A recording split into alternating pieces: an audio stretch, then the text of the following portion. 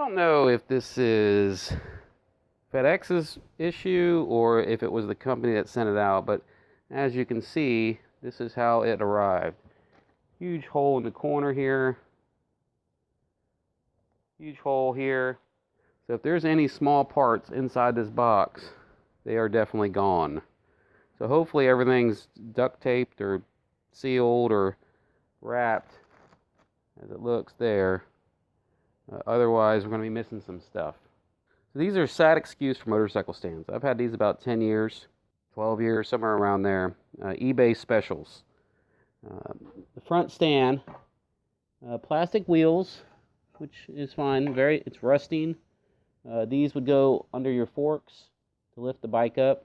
Very shady using it. Sometimes they'd slip off and the bike would want to fall. The back stand wasn't bad when it was new, but as the time, like if you're out in the heat, these rubber boots here or ledges will get soft and they'll flex a little bit. I've had the bike come off a couple times. Not my new bike, but my older bikes. So these have worked, but it's time to upgrade. And no, we're not upgrading to pit bulls. All right, so let's open this bad boy up and let's see what we have for surprises.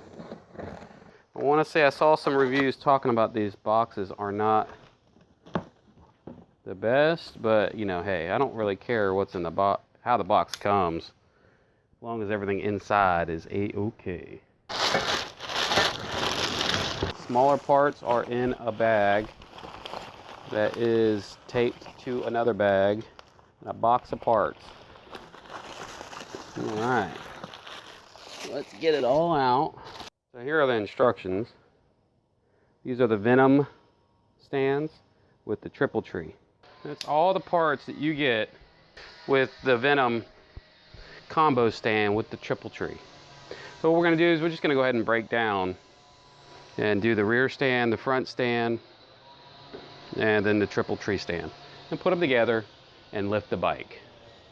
And give you kind of an idea of what I think about them. So stay tuned. Okay, so for the front stand, you have one that's marked right, one that's not marked at all. I guess it's going to have to be left. Get a 6mm Allen and a 17mm wrench. And we're going to take the right, put on the right side. The bar has a rubber piece for when it goes against the ground to keep it from scratching, so that's going to go down. I'm going to run my bolt from the inside out, so that way more of a flush is on the inside, so it doesn't hit the tire or the rim. Same on the left.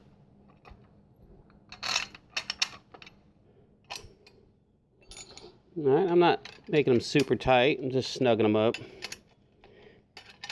Don't really care if they wiggle, I guess. I don't know. We'll see when we go to put on the bike. Now, I've seen other people have these put on to where the plates are facing up, and that blocks your axle from being pulled out. Then I've seen other people with the plates down to where you can still slide the axle out past it. So we're gonna go with the plate down. I'm gonna put on the second hole, and we'll see where it's at when we go to put on the bike.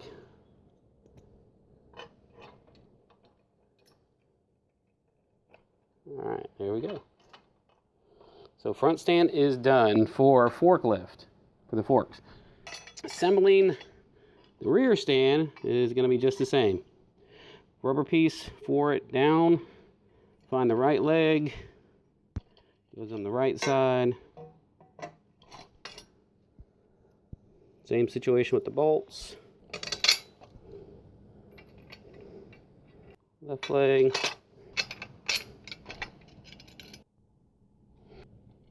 Which flat spot, there's a flat spot on it, and that's what this keeps it from twisting.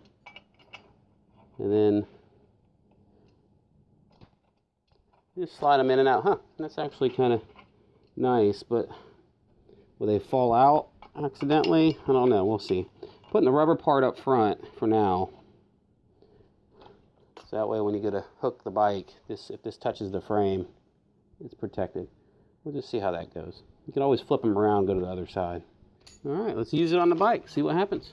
All right, I'm sure most people have lifted a bike, but in case you haven't, I'm just gonna go over the basics. First, what you wanna do is take your stand and loosen so you can adjust the sliders. And what you're gonna do is just gonna try and center up the sliders as best as possible.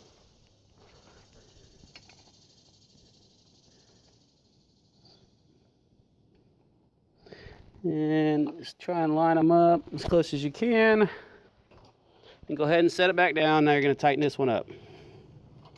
So now we're going to put this one closer to me, lift the bike up, wiggle the stand to try and get it centered, and lift.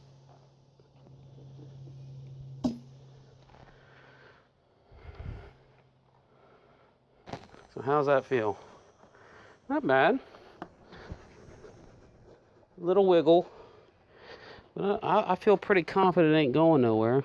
Take the bike back down. Just gonna lift and let it drop, then let it sit on its kickstand. Always have the kickstand down. As you can see, it's going right into the spool. Careful this doesn't touch the bike. Go on this side, make sure that's not touching the bike either. You don't want to scratch it. I mean, you can't leave these loose when you go to lift the bike because they'll just spin. Because this bolt is holding against this flat, which, I mean, I guess that, I'm not sure if other high-end stands do that or not. It'd be nice if they had a thumb screw that you can twist so you don't need a tool so you can adjust it. But you can mark it. Put a mark here if you have more than one bike, and so if you have to adjust it for different bikes, so you know that mark would be for my Z900, and mark out here would be for my wife's because it's more narrow. So that way we can throw it up on a stand and move them around and not have to fuss with the bike. Again, you could probably measure from here to the other side. I don't know. You guys give me some advice. Let me know the best way to center a stand. That'd be greatly appreciated. Leave a comment below. All right, so once we have the back lifted, now we can do the front, which it looks like you have some adjustments. I want to say it's going to be the third adjustment. Let's try that. Yeah, third adjustment looks right. So from the instructions, you're supposed to put one pad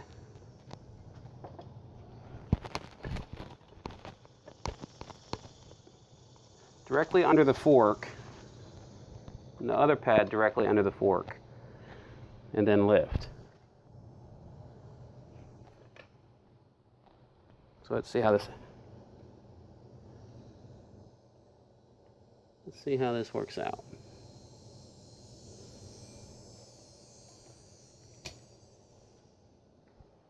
Oh, we're cooking. Oop. So get that under the center. Get that under the center. And then lift.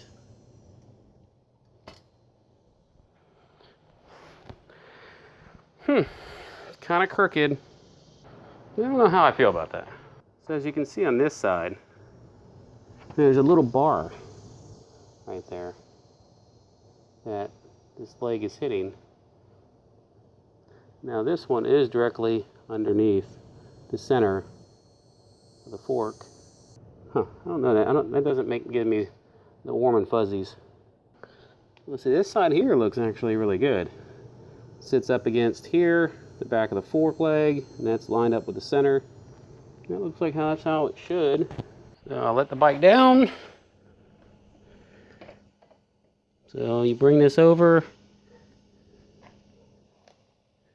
Left side looks good. This side here doesn't. So if I put it in there with my hand, make sure this side's good. Let's see what happens.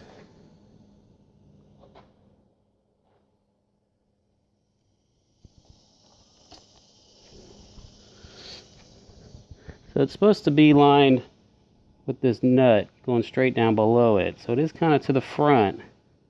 So if this slipped up, I don't think the bike would go anywhere. I don't think it would fall. But having a triple tree, I would rather do the triple tree over that. This here might be fine. I don't know. I mean, it feels, if I shake the bike, feels sturdy. But to change some tires, I'd be okay with that. Alright, what I did find is you can push that so right up against it. So that way, because that arm is on the inside. So you're getting half the boot is on the fork. But it works. Lift it. So that will work. So this doesn't go all the way underneath. I mean, it's about halfway, a little bit more than halfway past, to the end of the fork leg. So half of it is being supported.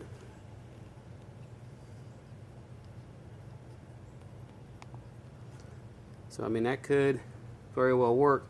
So you can either do it that way, to where you're in front of that leg, and you're only using half the available space. As you can see this side here, so here you can see it's fine, so most of that leg is sticking out, or this side is not. So those are your two choices with this stand. And the way this little piece right here sticks out. Those are your options. And then to let the front down, grab the handlebar, grab the bar, slowly let it spin it out. Easy peasy. Cotton squeezy. Nice. So this kit I got came with a 13 millimeter all the way up to an 18 millimeter head pin. That's kit 1. Now there was a kit 2 that came with the next range up. I think it was 20 or 19 to 28. Our head pin that we need in our bike is a 27, which I didn't get. I wanted the smaller ones so that way I could use them on my wife's bike. But one thing that does fit is a 19 millimeter socket, impact socket. It fits in the lower triple tree just fine, almost like perfect. So what you could do is take this 18, put that on there, and now you have a new head pin. It does have a little bit of wiggle. You could take the smaller one and hammer it through the 13, and you can hammer it through into this and maybe give you more stability, but I don't want to ruin my impact socket, so I'm going to do that. And it seems to work just fine. And let me show you something else. To support this, this triple tree to go on the front to lift it, they give you these pins that can go in. And they give you new cotter pins for them. I like not to have to keep swapping them or moving them, because I might not want to use this every time, the headstand. I might want to just use the front forks. I don't know. But instead of using these head pins, I can use the front fork and carriers and just leave them on, but backwards. And so these are on the outside, which I'm going to give it a shot and see how they work. You always have these pins you can put back in. But I'm going to try that way. That way it's less things I have to keep track of. Alright, so I'm just going to go ahead and lift this up. Kind of get it up in here. Put my 17 millimeter socket on it. Lift the handle. Line it up to the hole. And then make sure no body parts are touching. We're equal on both sides. And we're going to push down. And there we go. We have the front is now lifted, suspension is extended. We can get to the bolts. We can get to the axle to pull the wheel off. And it does seem sturdier, and it seemed easy.